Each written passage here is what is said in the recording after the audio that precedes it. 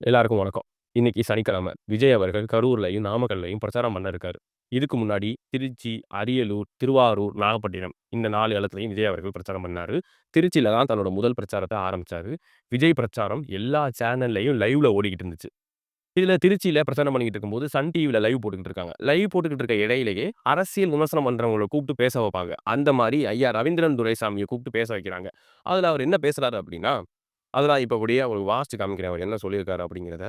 பொறுப்பற்றவர்கள் நடத்திய கூட்டமாகவே திருச்சியில் விஜயின் சுற்றுப்பயணம் இருந்தது. அங்கு கூடியிருந்தவர்கள் விஜயை பார்த்து உற்சாக மிகுதியில் கூச்சலிட்டார்களே தவிர, விஜய் பேசுவதை கேட்க வேண்டும் என்ற ஆர்வம் அவர்களிடம் இல்லை அப்படின்னு அவர் பேசியிருக்காரு. அத சன் நியூஸ்ல நியூஸ் கார்டாவே போட்டிருக்காங்க. அதே சன் நியூஸ்ல இன்னொரு நியூஸ் கார்டு போட்டிருக்காங்க. என்ன அப்படின்னா, திருச்சியில விஜய் பிரச்சாரம் பண்ணும்போது மைக் பிரச்சனை வந்துருச்சுல்ல, அத பத்தி ஒரு நியூஸ் கார்டு போட்டிருக்காங்க. ஏமாற்றம் அப்படிங்கிற தலைப்புல. திருச்சியில் தனது முதல் பரப்புரையிலேயே மைக் சொதப்பியதால் விஜய் என்ன பேசினார் என்றே தெரியவில்லை என அங்கு கூடியிருந்தவர்கள் கருத்து. நான் பேசுறது கேட்கிறதா என விஜய் செய்கையில் கேட்க இல்லை இல்லை என முழக்கமிட்ட ரசிகர்கள், கட்சி தொண்டர்கள். இதனால் விஜயின் பரப்புரையை கேட்க வந்தவர்களுக்கு ஏமாற்றம். அதாவது அப்படி ஒரு உருட்டு. இந்த கூட்டம் விஜய பார்க்க வந்த கூட்டம், அவர் பேசுறத கேட்க வந்த கூட்டம் இல்ல அப்படின்னு சொல்றது. இப்படி ஒரு உருட்டு. ஏன்னா மைக் பிரச்சனை. அதனால அவர் என்ன பேசினாரு அப்படின்னு அங்க கூடியிருந்தவங்களுக்கு கேட்கல அப்படின்னு அப்படி ஒரு உருட்டு, இப்படி ஒரு உருட்டு. இப்ப நம்ம திருச்சி பிரச்சாரத்த லைவ்ல தான் பார்த்தோம். லைவ்ல பார்க்கும்போது மைக் பிரச்சனைனால அவர் என்ன பேசினாருன்னே கேட்கல. ஐய்யய்யோ! கேட்கலையே! என்ன பேசினாருன்னு கேட்கலையே! அப்படின்னு தானே தோணுச்சு. உங்க எல்லாருக்கும் லைவ் பார்த்த எல்லாருக்கும் அப்படி தானே தோணியிருக்கும். ஆனா இவங்க ஒரு நரேட்டிவ் செட் பண்றாங்க.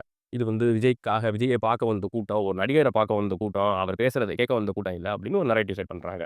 இப்ப திருச்சியில பிரச்சாரத்துல விஜய் என்ன பேசினாரு அப்படின்னு, பிரச்சாரத்துல கலந்துகிட்ட தாவேக்காவ சார்ந்த ஒரு தொண்டர் சொல்லியிருக்காரு. அது என்ன அப்படிங்கிறத பார்த்துட்டு வாங்க. ஆட்சியில 2 அமைச்சர் இருக்கீங்க.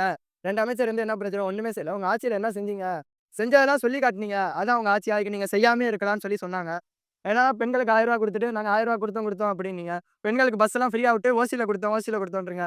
பெண்களுக்கு பாதுகாப்பு தரேன்னு சொல்லிட்டு, பெண்களுக்கு எங்க பாதுகாப்பு இருக்கு? ஒண்ணுமே இல்ல. அது மாரி பெண்களுக்கு அந்த கல்வி உரையெல்லாம் ஊக்குவிக்கிறேன்னு சொல்லி அதுவும் இல்ல. நீட்ட ரத்து பண்றேன்னீங்க. ஒண்ணுமே இதெல்லாம் சொன்னீங்க. எதுவுமே செய்யல. நாங்க ஆட்சிக்கு வந்தா சொன்ன எல்லாத்தையும் செஞ்சு காட்டுவோன்றாரு. நீங்க அந்த வீடியோ பார்த்திருப்பீங்க.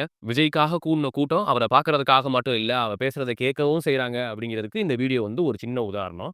இப்ப விஜய்க்காக கூடுற கூட்டம் ஓட்டா மாறுமா அப்படிங்கிறதுக்கு 2026 தான் நம்மளுக்கு பதில் சொல்லும்.